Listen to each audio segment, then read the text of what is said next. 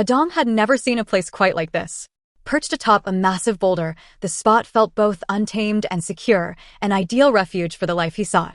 The shelter he envisioned would be a fusion of nature's gifts, crafted from sturdy logs and supple bamboo, an earthy yet elegant dwelling that resembled something out of a hobbit's tale. With a warm fireplace at its heart and fresh crabs waiting to be caught in the nearby waters, it promised a simple but poetic existence. Tomorrow, Adong would turn 30. For years, he had toiled away in the city, working tirelessly like a beast of burden. But now, he had made a choice to leave behind the suffocating demands of modern life and carve out a new path in the wilderness. As he trekked through the forest, he plucked fresh wild fruits from the trees, savoring their sweetness. The journey stretched 5 kilometers before something made him stop, a colossal, weathered boulder.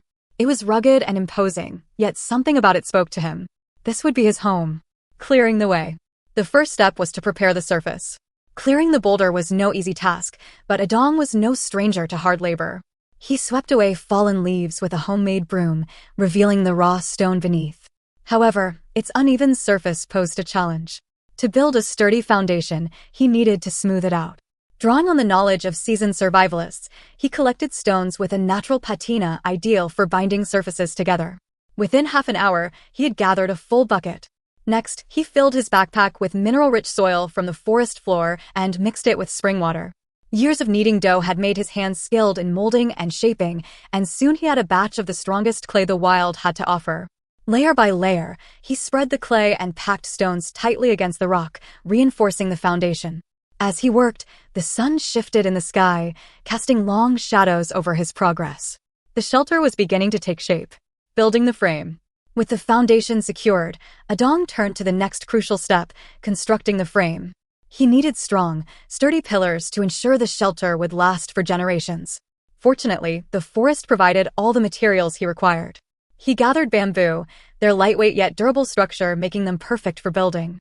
The challenge, however, was hauling them to the top of the boulder.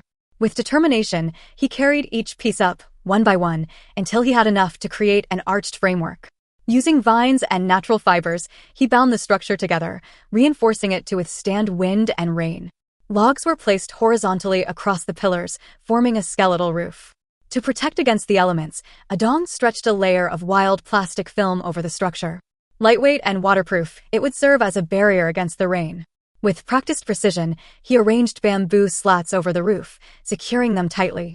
Soon, the first wall was up, with each gap carefully filled to keep out the night's cold breath.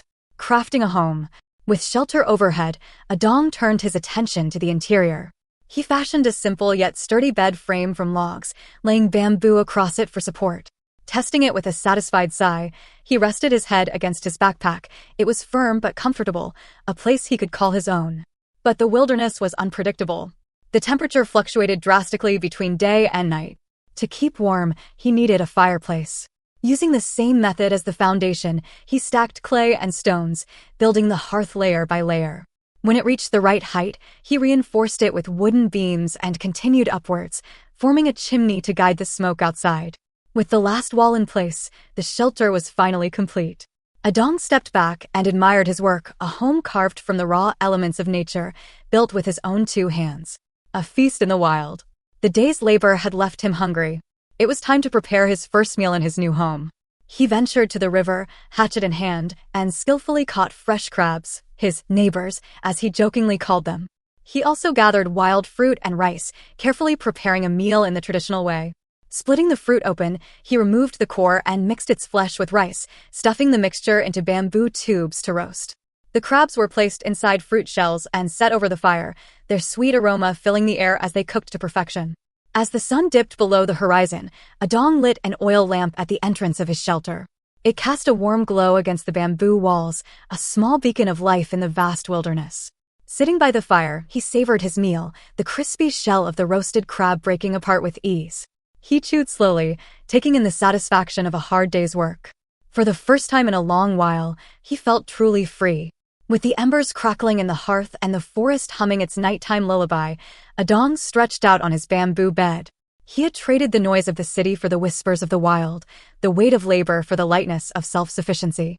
Tomorrow, he would wake to a new decade of life, one defined by his own hands, his own choices. As sleep took him, he smiled. He was finally home.